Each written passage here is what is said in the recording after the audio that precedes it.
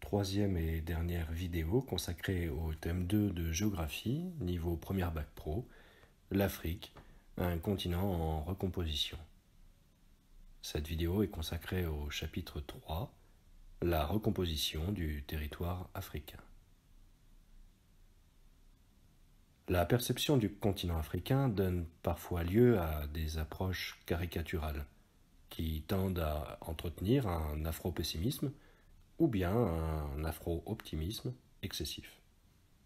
Après avoir parlé des défis, puis des forces et des faiblesses de l'Afrique, il s'agit d'étudier dans ce dernier chapitre de façon lucide et géographique les dynamiques et les recompositions qui marquent le continent africain. S'il est clair que 34 des 47 pays les moins avancés du monde, les PMA, se trouvent en Afrique, à l'inverse, certains pays africains connaissent de fortes croissances économiques. On parle de puissances émergentes. Ces pays, comme le Nigeria ou l'Afrique du Sud, sont bien intégrés à la mondialisation. En outre, le continent africain est un continent en chantier. Les prêts d'argent et les investissements directs étrangers, les IDE, affluent pour construire les infrastructures qui permettent à l'Afrique de rattraper son retard et de se désenclaver en s'intégrant plus efficacement au reste du monde. Sur ce point, les grands projets d'extension dans les ports africains sont nombreux. Par exemple, le port de Djibouti a récemment investi 590 millions de dollars pour s'agrandir de 690 hectares, soit près de 13 fois la taille de Disneyland Paris. Ce projet s'ajoute aussi à une ligne de chemin de fer reliant la capitale Addis Abeba à Djibouti. On constate aussi que le Maroc a inauguré en 2018 la première ligne de train à grande vitesse d'Afrique. Les constructions de routes viennent également compléter ces infrastructures afin de faciliter les échanges et les coopérations entre les pays africains.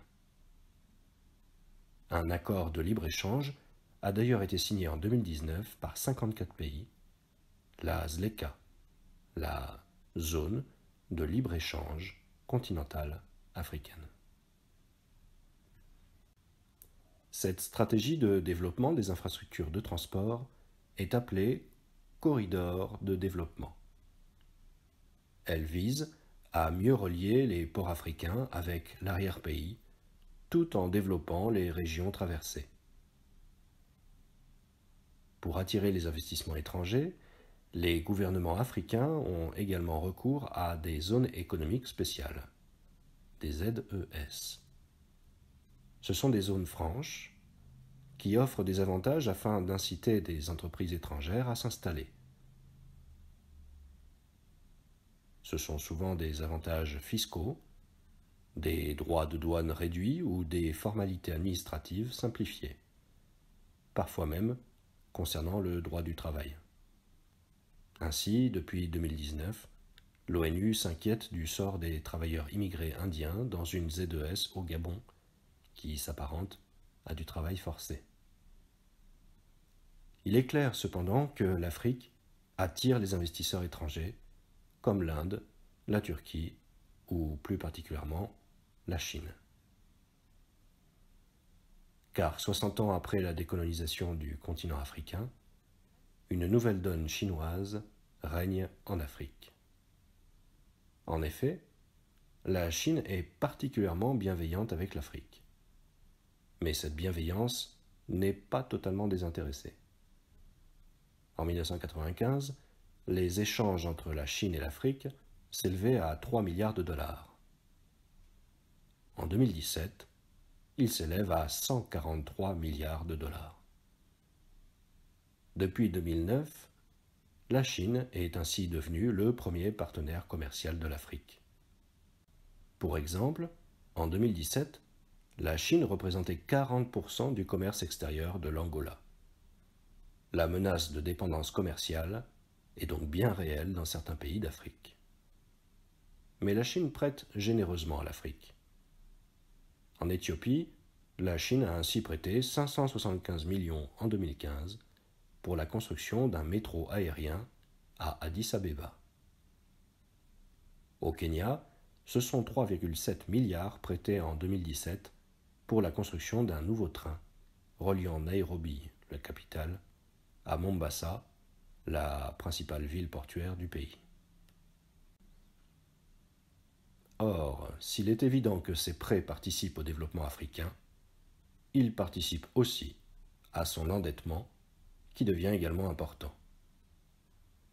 Au total, selon la Banque mondiale, 27 pays d'Afrique présentaient en 2017 une augmentation préoccupante du niveau de leur dette. Et en cas d'impossibilité pour les pays africains à rembourser leurs dettes, il est prévu par la Chine qu'elle puisse exploiter pour son compte les infrastructures qu'elle a construites en Afrique. Et dans le projet des nouvelles routes de la soie, afin de connecter l'Asie à l'Europe, ces infrastructures africaines serviront à coup sûr les intérêts de la Chine, qui a désormais des ambitions mondiales.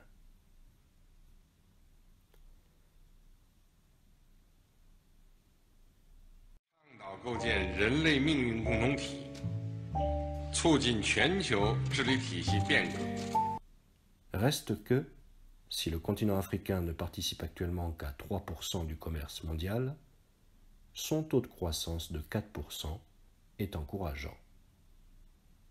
Néanmoins, le développement favorise encore inégalement le continent et l'Afrique reste encore le continent de la pauvreté, avec des écarts de richesse qui marquent les paysages africains. Ainsi, l'Afrique, forte de ses ressources et de sa jeunesse, porteuse de grandes promesses pour les décennies à venir, doit aussi répondre à des questions pressantes concernant son développement humain, ses coopérations économiques, politiques et ses modes de production, afin de s'intégrer pleinement dans le processus de mondialisation.